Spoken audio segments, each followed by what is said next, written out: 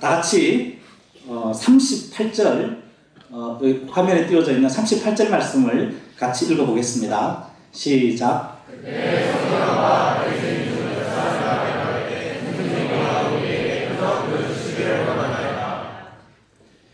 서기관과 바리새인들은 예수님이 살던 시대의 종교 지도자들입니다. 이들이 예수님에게 당신이 메시아임을 입증해 줄 수 있는 표적을 보여달라고 말하고 있습니다. 그런데 예수님은 이미 그들에게 많은 표적을 보여주셨습니다. 그들이 이런 요청을 하기 직전에도 회당에서 한쪽 손이 바짝 마른 사람을 고쳐주셨습니다.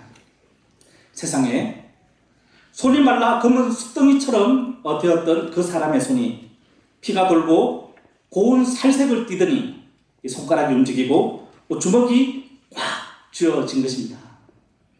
그 소문은 삽시간에 퍼져 나갔습니다. 소문을 듣고 수많은 병자들이 예수님을 찾아왔습니다. 예수님은 그들을 일일이 다 치료하여 주셨습니다.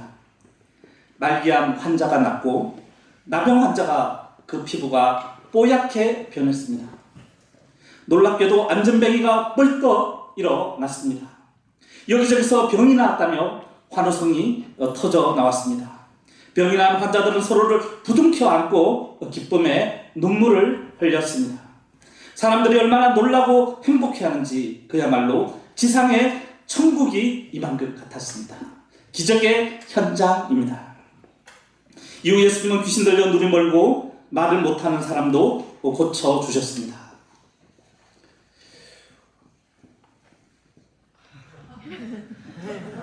예, 말씀이 뜨고 있죠. 예. 와, 소경의 문을 뜨게 하다니. 이런 기적들이 막상 우리 눈앞에서 벌어진다니. 이곳에서 이렇게 소경의 눈을 딱 뜨는 사람이 나타난다면 얼마나 놀라운 일일까요? 사람들은 저분이 바로 구약 성경에 약속된 다윗의 자손, 즉 메시아가 분명해.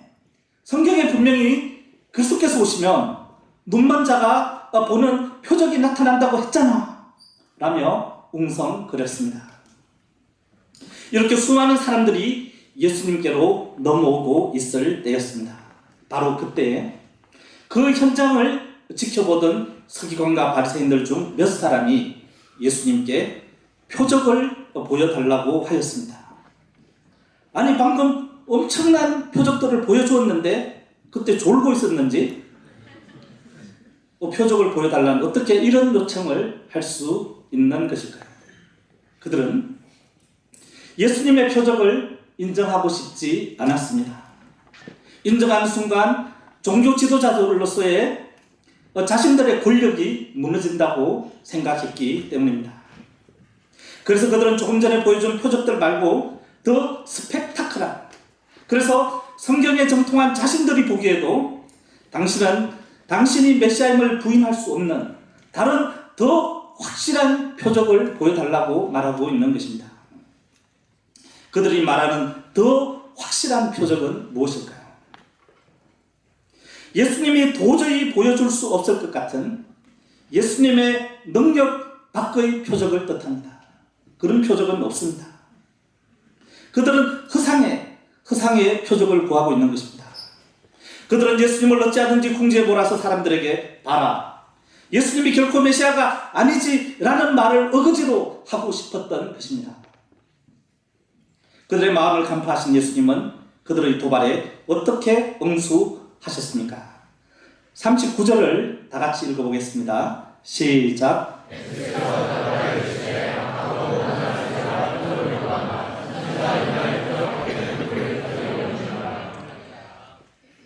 그들은 겉보기에는 악하고 엄란한 사람이 아닙니다. 거룩하고 선하고 경건한 종교 지도자들입니다. 그러나 예수님은 그들을 악하고 엄란한 세대라고 말하고 있습니다. 그들은 자기들이 안 믿는 이유를 숨기면서 예수님이 제대로 된 표적을 안 보여주어서 못 믿는 것이라고 거짓 행동을 하였습니다. 예수님은 이 거짓됨을 악하다고 본 것입니다. 그리고 하나님과의 관계에서 보면 그들은 음란합니다. 음란하다는 말은 진짜 사랑의 대상 말고 다른 대상을 사랑하는 것입니다. 자신의 아내 말고 다른 여자를, 자신의 남편 말고 다른 남자를 몸과 마음을 바쳐 사랑하는 것이 음란한 것입니다. 아직 결혼도 안 했는데, 나의 아내도 아닌데, 나의 남편도 아닌데 성적으로 연모하고 연애를 하는 것도 마찬가지입니다. 신앙적으로 말하자면 하나님 사랑합니다. 저는 하나님을 믿어요. 하나님의 말씀대로 살 거예요. 이렇게 말하면서도 실제로는 다른 것을 사랑하고 다른 사탄의 말을 듣는 것이 음란한 것입니다. 종교 지도자들은 하나님이 보내신 하나님의 아들 예수님을 환영하고 사랑으로 영접해야 했습니다. 그런데 그들은 음란하게도 예수님을 배척하고 자기의 권력과 자기 자신의 정욕을 더 사랑하였습니다. 예수님은 이들에게 그들이 구하는 표적을 보여주는 것을 거부하셨습니다. 그들이 예수님을 메시아로 인정을 하든 안 하든 예수님은 아쉬울 것이 없었습니다. 예수님이 삐질 일도 아니었습니다. 인정 안 해준다고. 어차피 그들은 이미 어떠한 표적을 보아도 믿지 않기로 마음을 먹은 자들입니다. 예수님은 이런 사람들에게 표적을 낭비하지 않습니다. 표적은 오직 믿는데 도움이 되는 사람들에게만 주십니다. 대신 예수님은 선지자 요나의 표적밖에는 보일 표적이 없다고 하시며 요나의 표적을 보여주겠다고 말씀하셨습니다. 요나의 표적은 무엇일까요? 다 같이 40절을 읽어보겠습니다. 시작.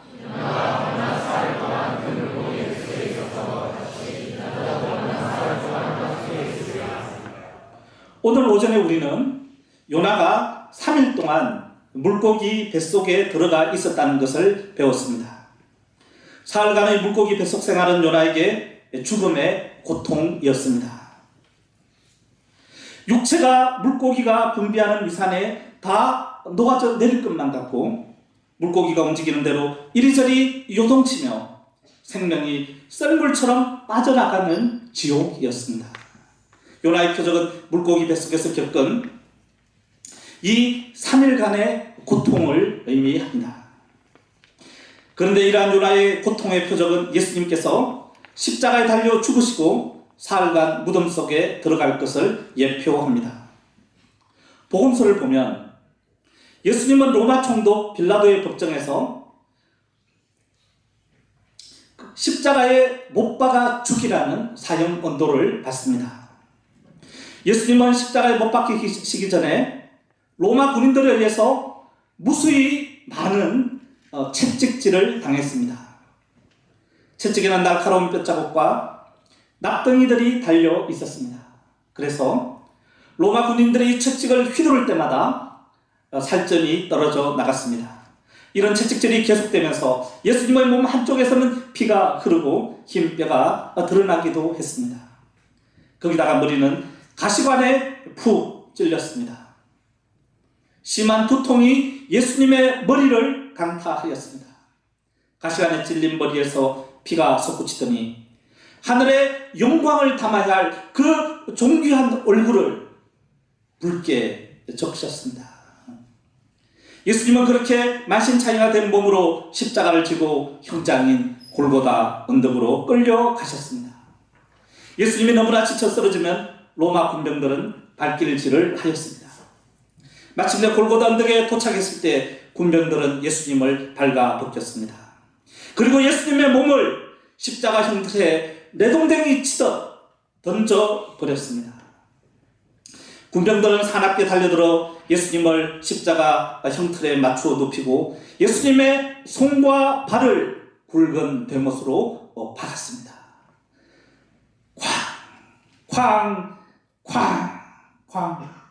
십자가가 수직으로 세워졌습니다. 예수님의 사지가 몹시 뒤틀렸습니다.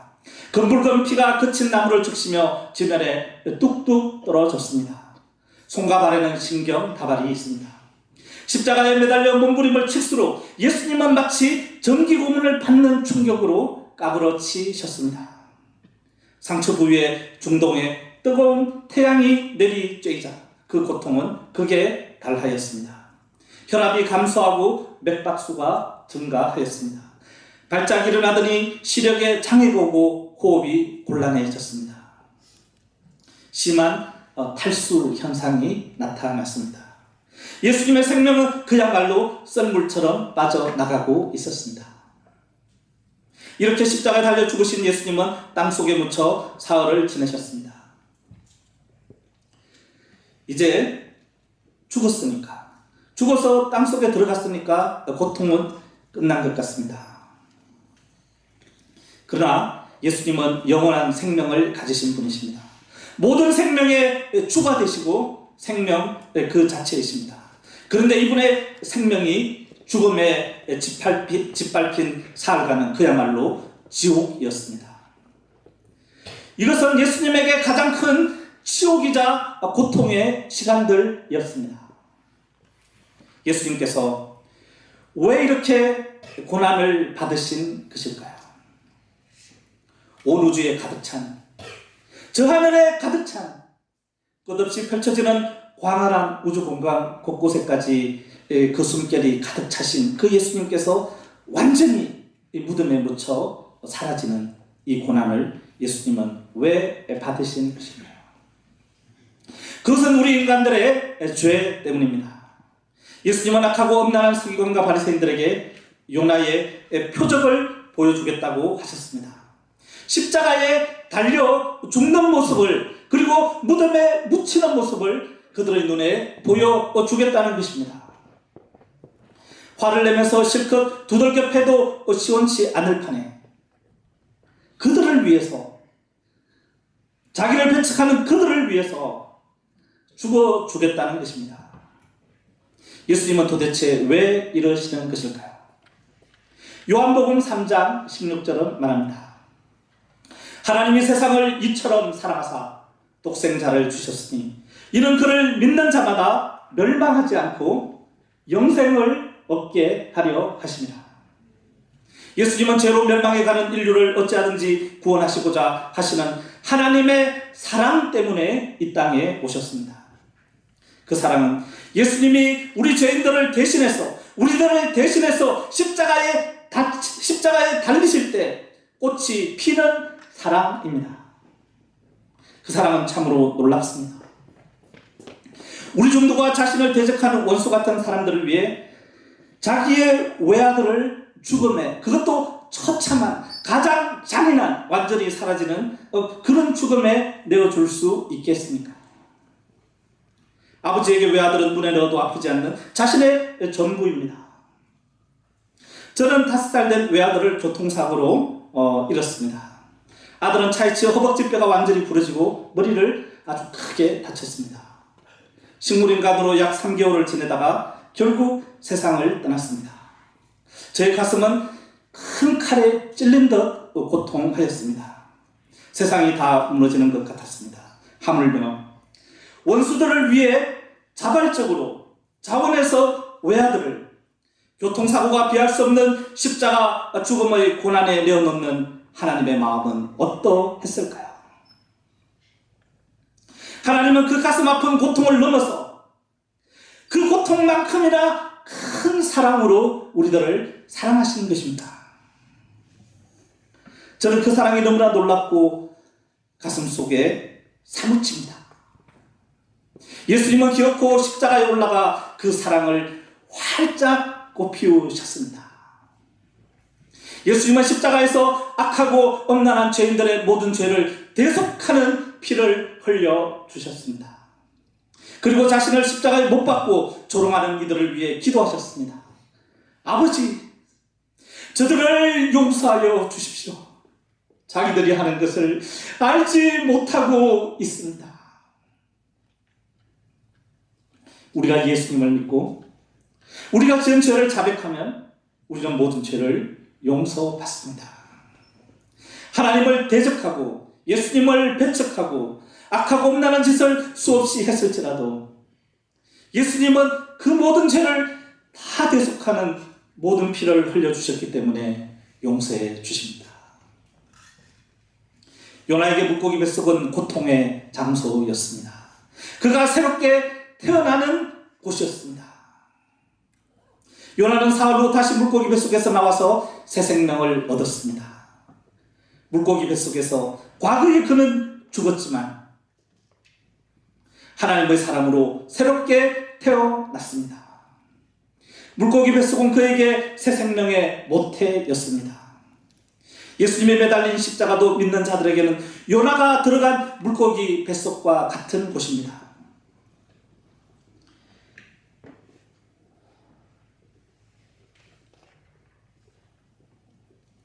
그런데 예수님의 십자가는 십자가로 끝나는 것이 아닙니다. 십자가 뒤에 부활이 있습니다. 그러므로 예수님의 십자가는 죽음이 아니라 영생을 얻기 위한 통로입니다.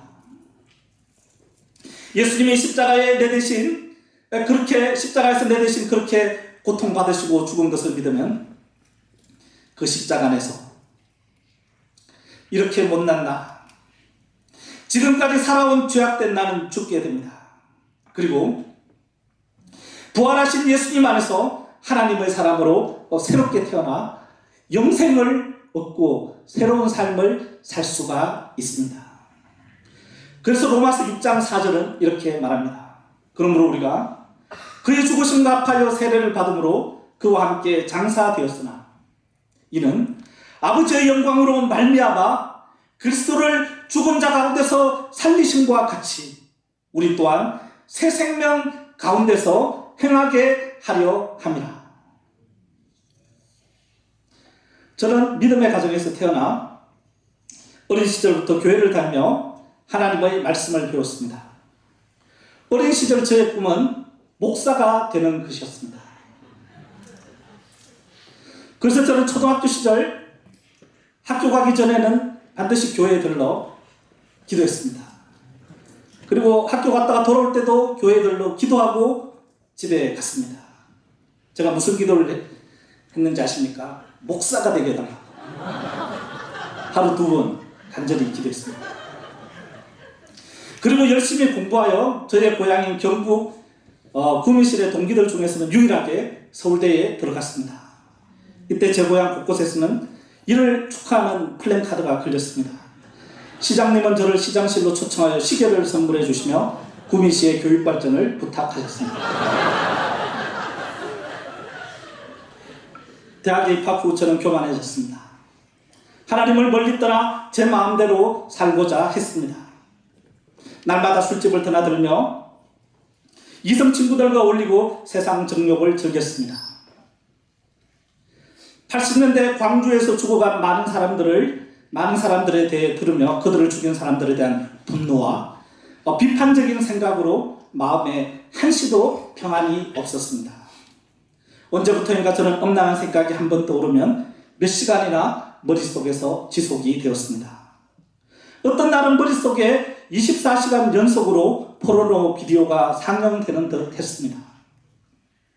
저의 머릿속은 이러한 생각들로 날마다 폭풍우가 휘몰아쳤습니다. 저의 영혼은 금방이라도 큰 바닷속으로 침몰할 것 같았습니다.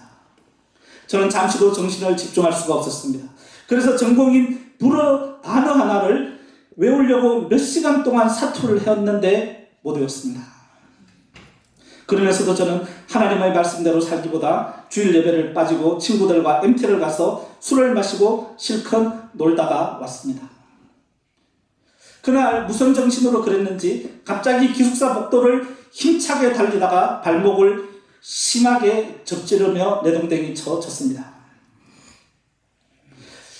제가 있는 기숙사에서 제가 수업을 들어야 하는 이렇게 학교 건물까지 가려면은 108개의 로 이루어진 계단을 가야 했습니다.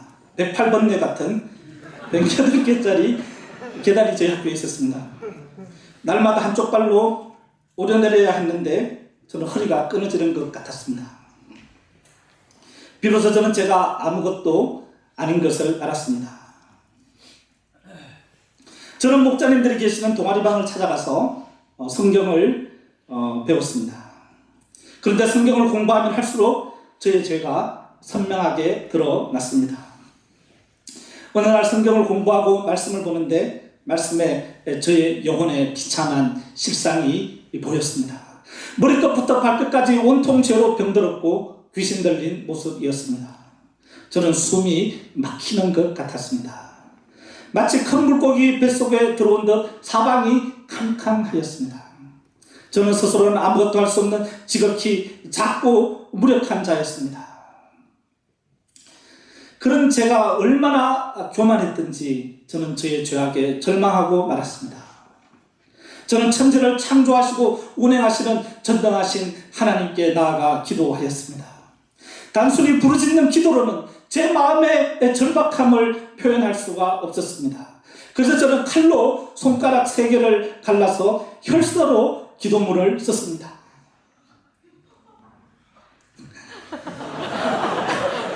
아니, 1개를 갈라서 썼는데 피가 모자라가지고 3개를 써서 결국 A4 3장의 기도문을 완성을 했습니다. 저의 기도문은 저를 정신분열증 환자처럼 되어 잠시도 정신을 집중하지 못하고 마음의 평강을 누리지 못하는 이 더러워진 제 영혼을 치료해 주시면 제가 이제는 정말 하나님만을 마음을 다해 사랑하며 살겠다는 소원 기도였습니다. 하나님은 이런 저에게 연하의 표적을 보여주셨습니다. 대학 3학년 때 여름 수양회에 참석해서 십자가 말씀을 듣는데 갑자기 제 앞이 환해지는 것 같았습니다. 십자가 메시지를 전하는 메신저와 소강 강사의 얼굴도 그 빛으로 빛나고 있었습니다. 그 순간 저는 그 밝은 빛 광명이 예수님의 십자가에서 뿜어져 나오고 있는 것을 보았습니다. 저는 예수님께서 십자가에서 저의 모든 죄를 대속하셨음을 알게 되었습니다. 그래서 생각나는 모든 죄를 소감으로 자백하며 회개했습니다. 수양 이후에도 날마다 새벽 4시만 되면 일어나서 십자가를 바라보며 1시간 이상 그 십자가를 뜨겁게 찬양하고 생각나는 모든 죄를 회개하였습니다. 그때마다 예수님이 십자가에서 흘린 그 뜨거운 피가 제 가슴에 뚝뚝 떨어지는 것 같았습니다. 그때마다 제 속에 있던 죄가 씻겨져 내려갔습니다. 죄가 쓴물처럼 빠져나갔습니다. 하나님의 뜨거운 사랑이 제 마음에 부어졌습니다. 그때마다 제 마음은 하나님을 향해 뜨겁게 타올랐습니다. 이 한 목숨 바쳐서 하나님을 사랑하며 살고 싶은 열정이 솟아났습니다. 이후 제 마음에 하늘의 평강이 임했습니다. 내면에서 샘솟는 기쁨이 터져나와 늘 큰 소리로 웃고 다녔습니다. 저희 센터의 3형제는 제가 어디 있는지는 5분만 기다려보면 큰 웃음소리가 어딘가에서 들릴 것이기 때문에 쉽게 찾을 수 있다고 했습니다. 또 한 후배는 다른 사람들이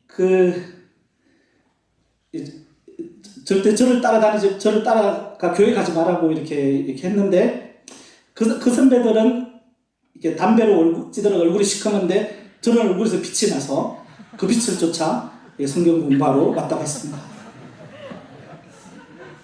저는 엄당할 생각도 사라졌습니다. 제가 더 이상 그런 생각을 하지 않고자 하면 저의 의지대로 그런 생각이 사라졌습니다. 그래서 정신이 아주 맑아졌습니다. 그래서 공부도 집중해서 할 수 있게 되어 학점이 3.0이 넘어갔습니다. 처음으로.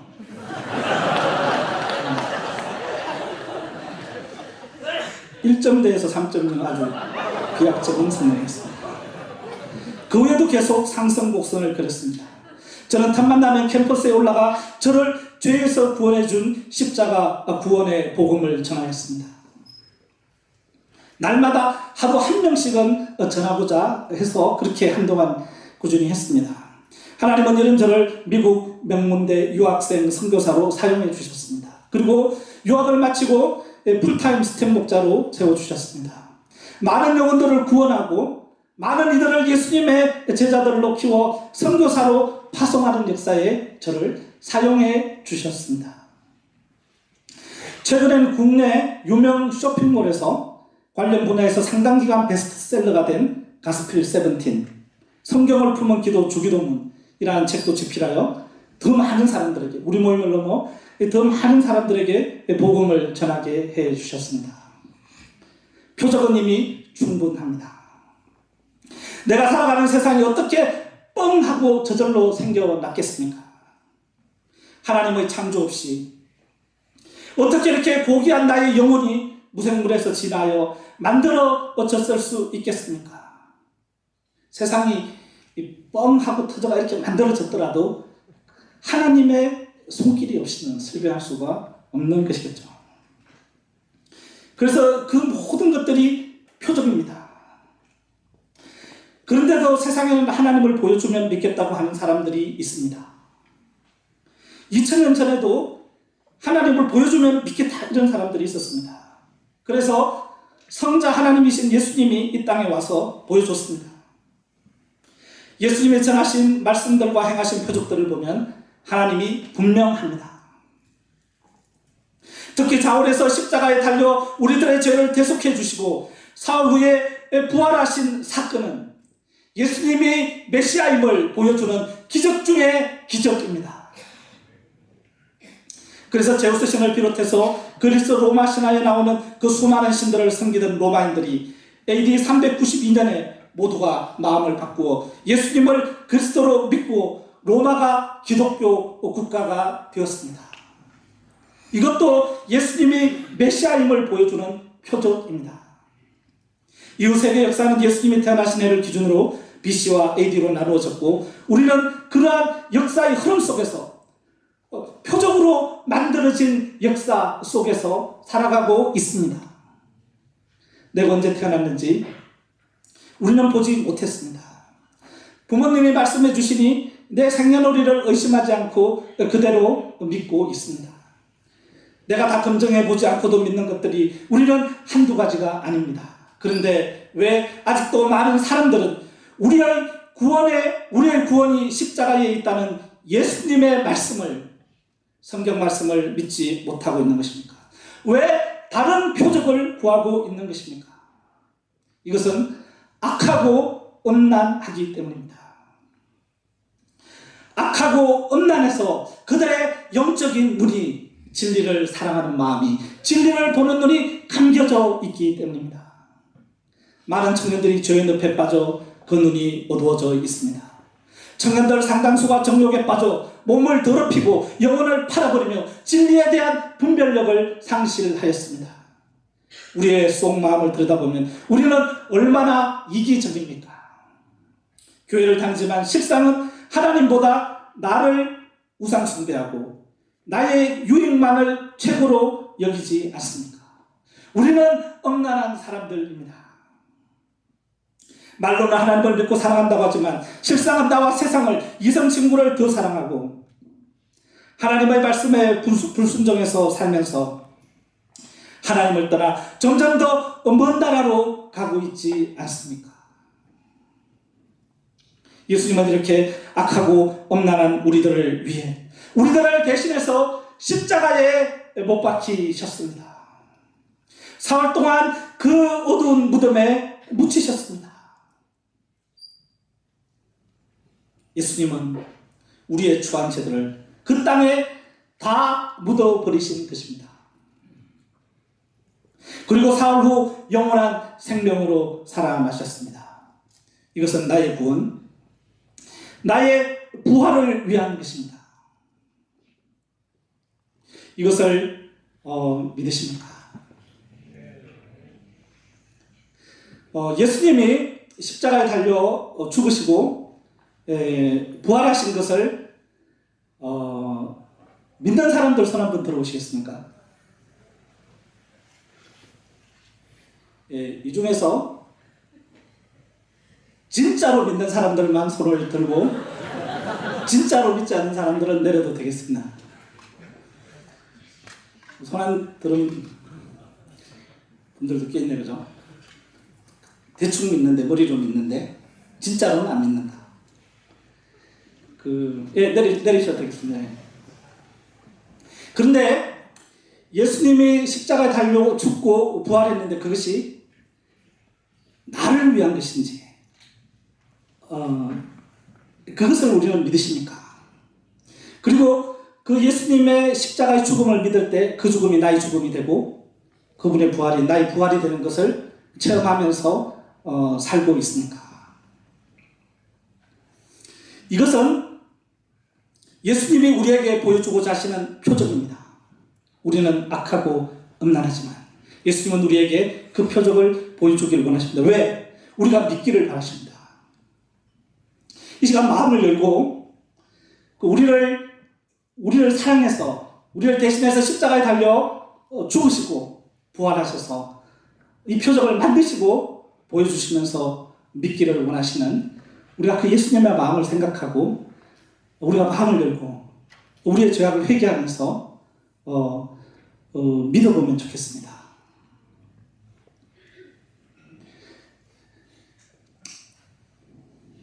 예수님이 나를 위해 십자가에 달려 죽으시고 부활하신 것을 믿습니까? 네. 예, 믿는 분들 우리 한번 일어나 보실래요?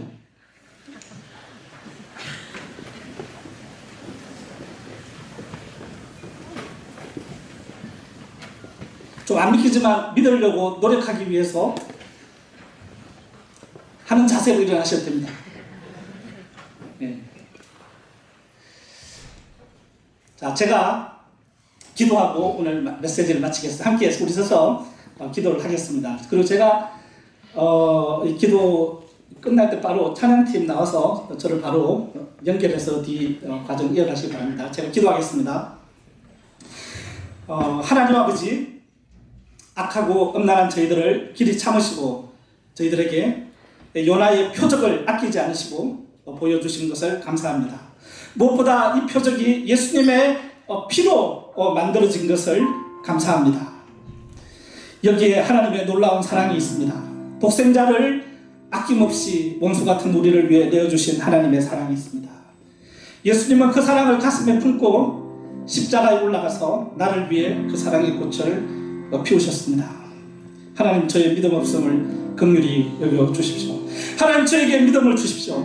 예수님이 저를 대신해서 나 때문에 십자가에 달려 죽으신 이 사실을 제가 믿을 수 있는 믿음을 주십시오. 그리고 예수님의 십자가의 피가 제 영혼을 씻는 체험을 하기를 기도합니다. 주님, 저의 죄악을 고백합니다. 저는 하나님을 사랑하지 않았습니다. 저의 정욕을 사랑했습니다. 저는 죄인입니다. 예수님께서 저의 모든 죄악을 지고 십자가에 달려 피를 흘려주신 것을 감사합니다. 예수님이 제 대신 죽으심으로 저를 죽여주셔서 감사합니다. 그런데 예수님께서 저를 안고 죽은 저를 안고 다시 3일 만에 부활하신 것을 감사합니다. 우리가 이것을 믿음으로 예수님 안에서 새롭게 태어나는 놀라운 기적이 내 영혼에 내 삶에 일어나기를 간절하게 기도합니다. 이곳에 함께 계신 성령 하나님이시오, 복음이 우리들의 영혼 속에 크게 역사하기를 간절하게 기도합니다. 예수님의 이름으로 기도합니다.